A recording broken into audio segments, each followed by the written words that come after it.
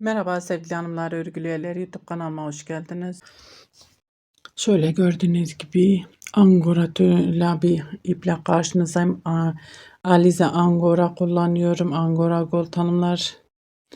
Yeleklik ipimin etiketi olmadığı için renk numarasını veremiyorum. 4 numara tığ kullanıyorum. 1.60 milim. Bugün model anlatımı yapmayacağım. Daha önce size anlattım. Bir modelimin kol ve yaka kesimini anlatacağım. Yelek yapmak isteyen arkadaşlarımız için pratik bir şekilde kol ve yaka kesimi nasıl yapabilirsiniz onu sizinle paylaşacağım. Şöyle bu harika modelimin kol ve yaka kesimini anlatacağım onlar. Benimki küçük bir parçada şöyle model anlattığım parçada size kol ve yaka kesimi anlatıyorum hanımlar. Şimdi burada kol altı kesimi yapacağız. Şöyle bu bizim sağ tarafımıza denk geliyor.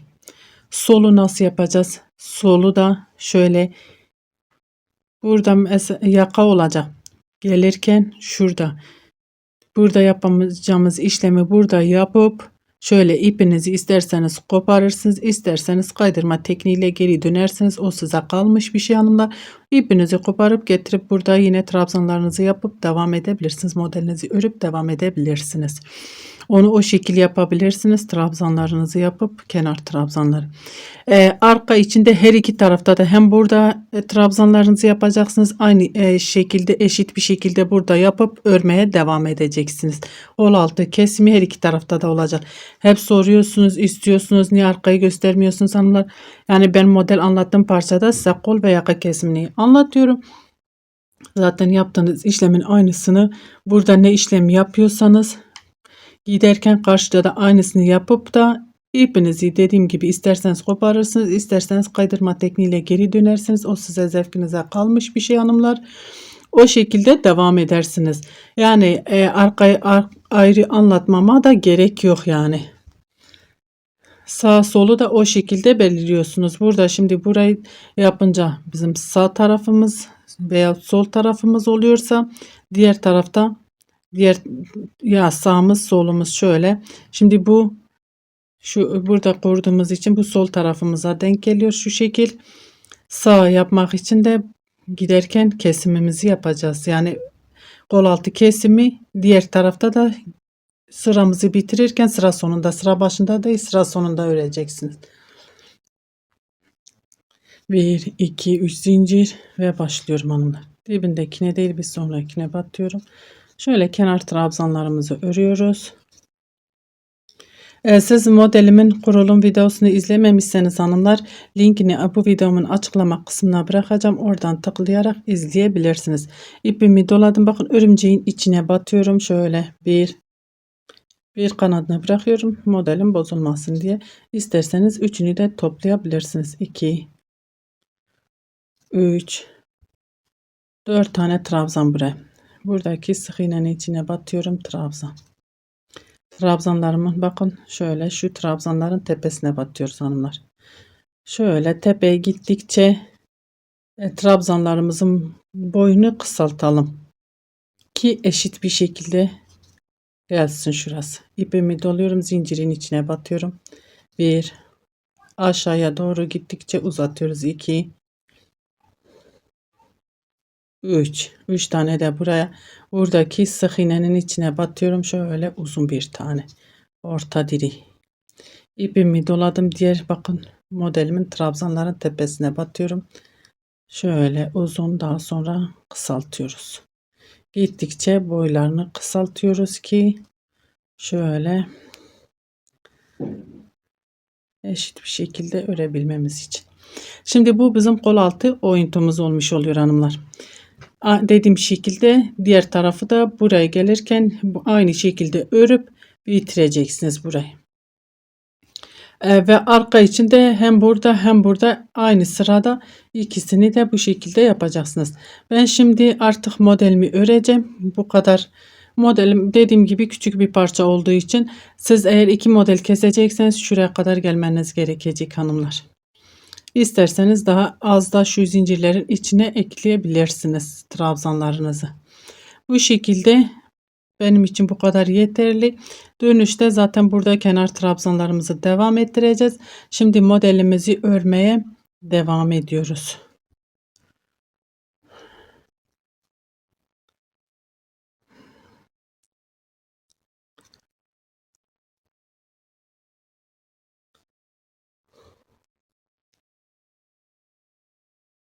Sık iğneyle şuraya batıyorum.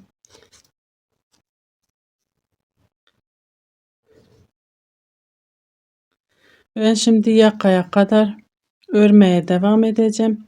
Yakaya gelince beraber yakada da kesime başlayacağız hanımlar. Kol altımız bu kadar. Evet hanımlar, şöyle yaka kısmına geldik. Modelimin trabzanını ördüm. Şimdi burada yapmamız gereken, bakın ikili örümceklerimiz var. Burada da yapmamız gereken, şu sıradayız. İkili örümcek, ikili değil. Şöyle minik tekli bir örümcek örüyorum sadece. İpimi doluyorum ve kenar trabzanımı örüyorum. Yaka kesimine başlamış oldum hanımlar. İkili örümcek değil, tekli örümcek ördüm. İkili örsek eksilme olmayacak hanımlar.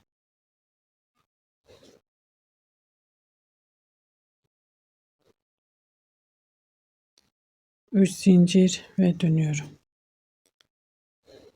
Dibindekine değil, bir sonrakine batıyorum. Şöyle kenar trabzanlarımızı tek tek örüyoruz.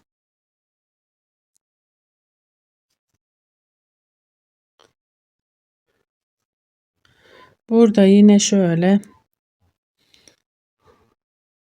yapmamız gereken, burası ikili olsaydı bir örümcek çekip buraya atmak. Şimdi örümceği buraya değil, şöyle bir örümcek çekip şu tepeye atacağım hanımlar. Burada ikili örümceğimiz yok çünkü. Şu tepe tekli bir örümcek ve bu tepeye sık iğne. Yine eksiltme yapmış oluyoruz. Bakın. Şimdi artık normal bir şekilde ikili örümcekler örüyoruz. Bu sıra sadece ikili örümcekler. Örümceğin arasına batıyorum.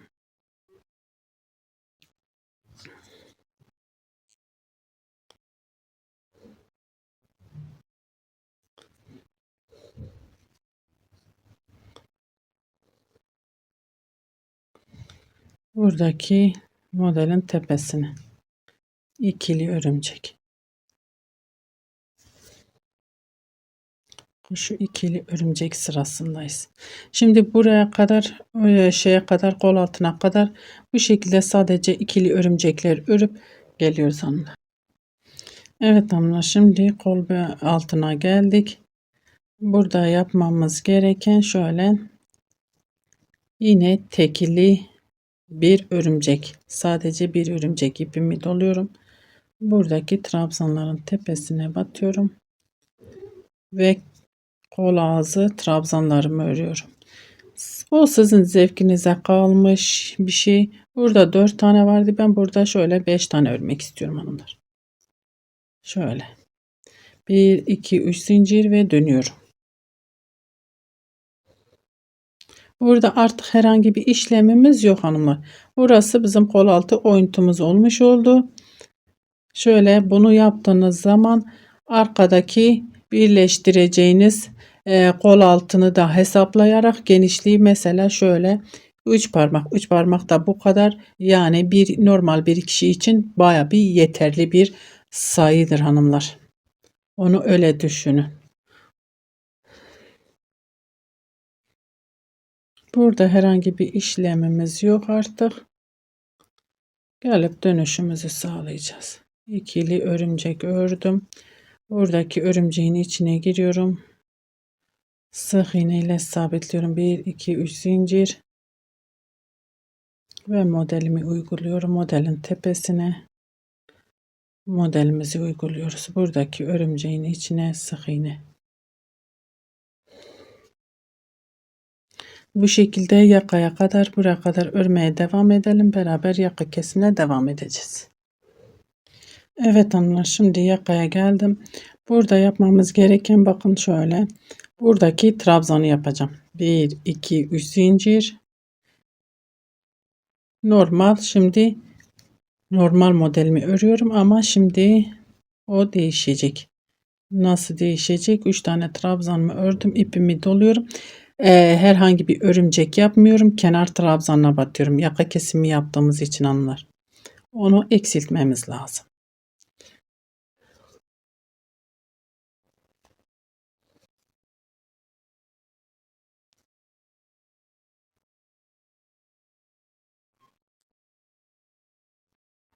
1 2 3 zincir ve dönüyorum. Bakın. Şimdi bir modelimiz bitmiş olacak. Birinci modelimiz.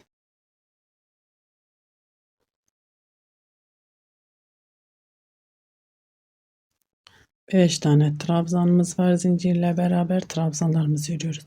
Hiç zincir çekmeden, hiçbir şey yapmadan buradaki, bakın bu trabzanımızın zinciri var ya, şöyle tepe içine batıyorum. Sık iğne ile sabitliyorum. Bu şekil. Burada bir tane örümcek öreceğim. Normalde bu sırada örümceğimiz yok hanımlar. Ama burası kesim olduğu için bunu buraya birleştirdik. Araya şöyle bir tekli örümcek çekip buradaki örümceğin tepesine batıp da modelimizi örmemiz gerek. 1 2 3 zincir ve örümceğin içine giriyorum. Modelimi örüyorum. 1 2 3 trabzanın yanındaki zincirin içine şöyle sık iğne ile sabitliyorum. 1 2 3 zincir ve zincirin içine girip şöyle trabzanlarımı örüyorum. Bakın modelimizde bu sırada hiç örümcek yok ama kesim yaptığımız için burada bir örümcek ördük hanımlar. 1 2 3 zincir ve trabzanlarımızı örüyoruz. Şimdi burada artık herhangi bir işlemimiz yok. Zaten burada gelip dönüşümüzü sağlayacağız. Yakaya gelince beraber kesime devam edeceğiz hanımlar. Evet hanımlar, yakaya geldik. Bakın şöyle kenara bakın, burada ikili örümceğimiz var. İkili örümcek sırasındayız. Burada da şöyle şurada göstereyim. İkili örümcek sırasındayız ama ikili değil. Bakın modelin tepesine battım. Şimdi yine tekli bir örümcek, mini bir örümcek, çünkü yaka kesimi yaptığımız için ipimi doluyorum ve kenar trabzanlarımızı örüyoruz.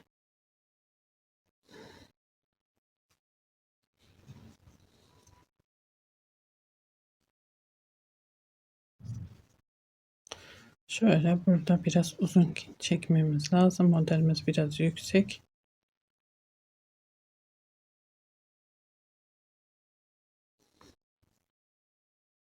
Üç zincir çekip dönüyorum. Bakın birinci modelimizi bitirmiş olduk kesimini.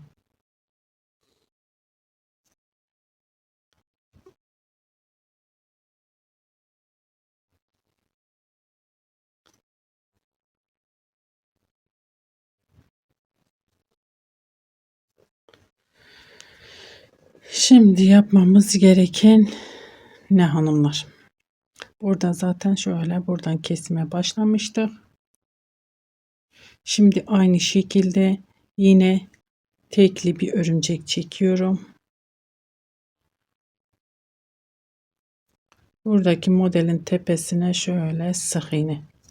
Şimdi ikili sırasındayız ama burası şöyle bakayım. Burası yine alttan bakmam lazım hanımlar.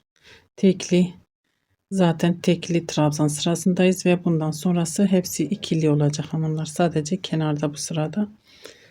Yani biz o zaten sıraya bakmıyoruz.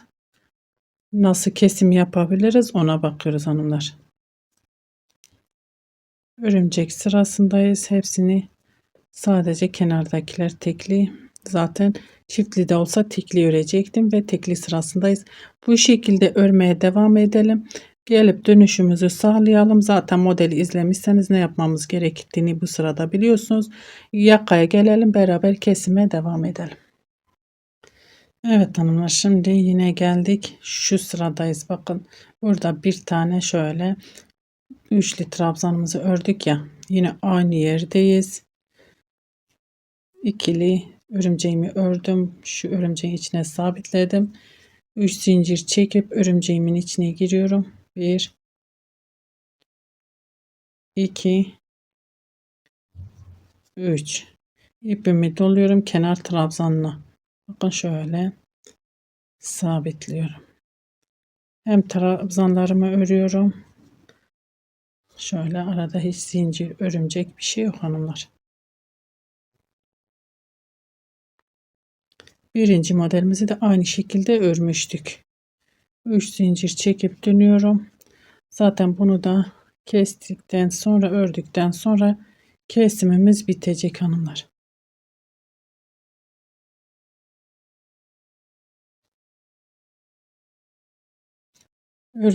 Trabzanlarımı ördüm. Bakın modelin tepe kısmındaki zincirin içine sık iğne ile sabitliyorum bu şekilde. Bakın şöyle yakamız oldu. 2 model kesmiş olduk. 2 modeli kestikten sonra şimdi burada artık yapmamız gereken ne hanımlar? Bakın bu sırada şöyle burayı göstereyim. İkili örümcek. Ben burada ikili örümcek öreceğim artık. Burayı kestik. Normal modelimi örmeye devam edeceğim artık. Gördüğünüz gibi 2 tane model kestik. Örümceğimin içine batıyorum. 1 2 3 zincir. Şöyle ikinci sırasındaydık. İkili örümcek mi, tekli örümcek olması gerekir hanımlar. Şöyle tekli örümcek.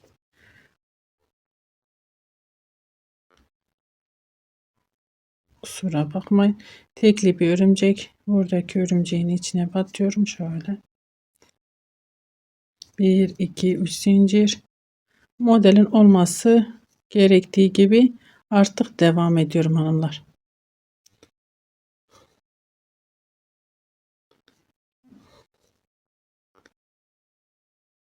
3 zincir çektim. Zincirin içine batıyorum. Herhangi bir eksiltme, arttırma yok.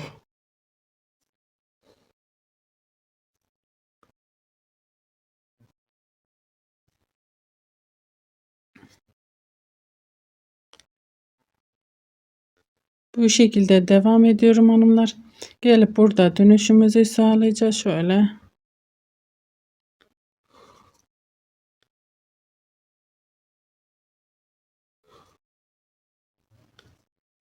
burayı da göstermek istiyorum ki şöyle bakın buranın içine battım ve burada bir tekli örümcek görüyorum ve kenar trabzan örüyorum. Şimdi bu şekilde öreceğim, döneceğim, yakaya gelelim. Beraber düz bir şekilde nasıl devam edeceğimizi de onu da göstereceğim size. Evet hanımlar, yaka kısmına geldik. Modelimi ördüm burada. Şimdi şöyle ikili örümcek sırasındayız. Normal bir şekilde örüyorum. Diğer taraf nasılsa aynı şekilde ikili örümceğimi yaptım ve trabzanımın tepesine batıyorum. Şöyle trabzanlarımı örüyorum.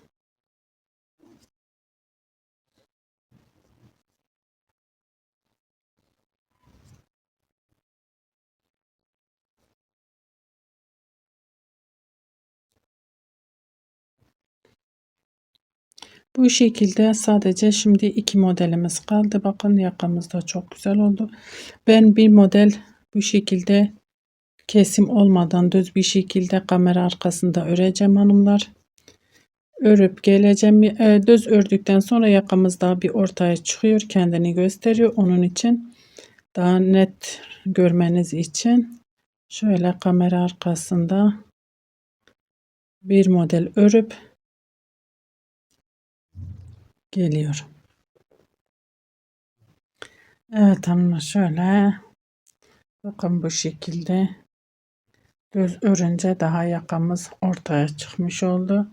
Ben bu şekilde bitirdim. İsterseniz bu şekilde, isterseniz modelinizi tam olarak bitirirsiniz. Bu şekilde bitirirseniz uçlarda birbirine tığla son sıranızı geçerken arkayla birleştirebilirsiniz o şekilde. Onu da sizinle paylaşmak istedim. Bakın. Çok da güzel oldu yaka kesimimiz. Kol altı da aynı şekilde. Umarım anlatabilmişimdir, size yardımcı olmuşumdur hanımlar. Beni tercih edip izlediğiniz için teşekkür ederim. Bir dahaki videomuzda görüşmek üzere. Hoşça kalın.